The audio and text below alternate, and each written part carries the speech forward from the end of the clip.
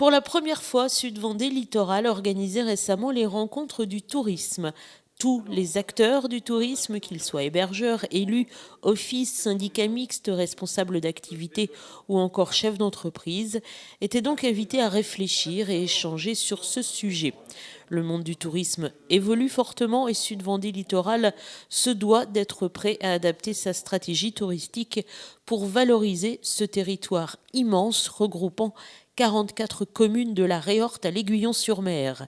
Et justement, comment lier cet espace qui, à première vue, n'a pas grand-chose en commun? En fait, en racontant une histoire où ils ont plein de choses à voir ensemble.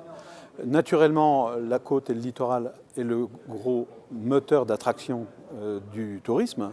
Mais on sait bien qu'une des forces, et ça a été dit dans les ateliers aujourd'hui, une des forces du territoire, c'est cette capacité à la complémentarité.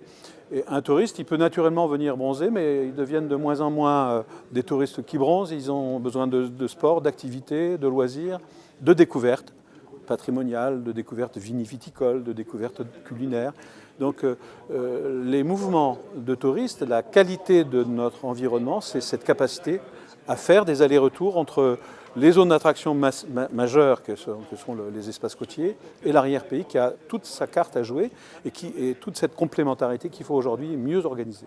Et pour unifier ce territoire, les ressources et les activités doivent être mutualisées entre les différents partenaires institutionnels. De plus en plus, nous mutualisons et à l'échelon interrégional, régional, départemental, intercommunal, voire parfois par office de tourisme d'une commune. Nous mutualisons l'ensemble de nos actions et nous travaillons ensemble justement pour cette valorisation du tourisme en France et à l'étranger. Pour les professionnels du tourisme, même chose, plus question de travailler chacun dans son coin. Je pense que tout seul, c'est pas possible. À Atlantic Wake Park, on travaille beaucoup en partenariat, par exemple avec Céline du camping.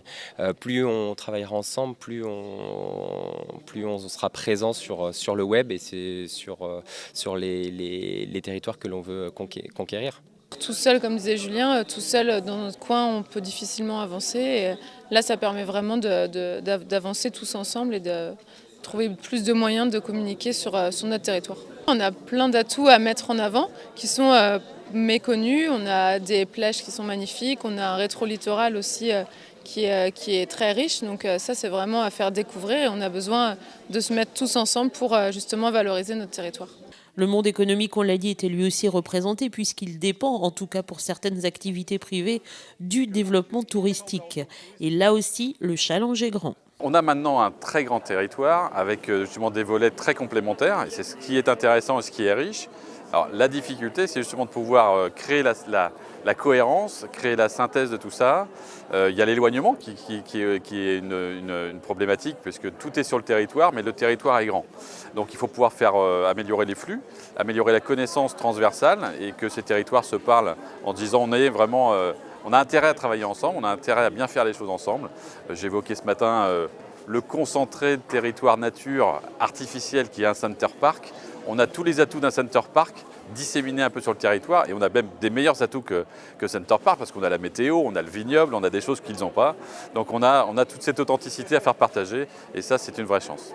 Et la stratégie touristique de Sud Vendée Littoral passe aussi et d'abord par la connaissance du terrain et surtout par l'estime de ce territoire. Il faut qu'on réapprenne à être fier de notre territoire parce qu'il est exceptionnel.